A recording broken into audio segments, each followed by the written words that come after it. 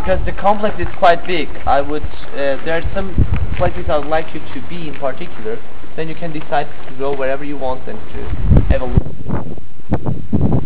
So we are in the monastery of Datev, built in the 10th century. Built by famous Catholicos, by the idea of famous Catholicos in the 7th century. Later, in this monastery, there was one of the most famous Armenian Catholicos and the last saint of Armenia. Datev. You can see his grave inside the church. This is the last saint who is buried inside the church.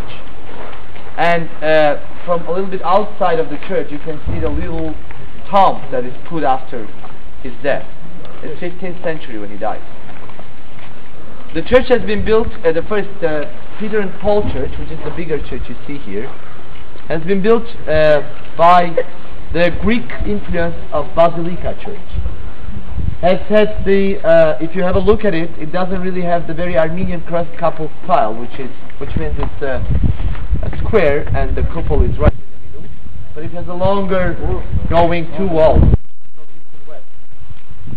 Later, the bell tower, it has been built in 13th century, and if you see, it has damaged the main wall, the entrance wall of the church.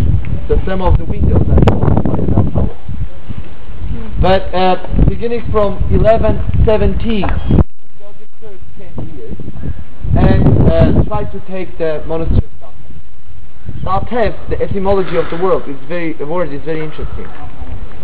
By the people's, let's say, how the fairy tales, the tales are saying, when the builder of the Datev Monastery finished the monastery and went up to put the final cross on the cupola of the church, he looked at the wonderful gorge of Datev and said, "O Ernek Asvat Datev, Srnem es Sarenimek." Datev means let the God give me wings.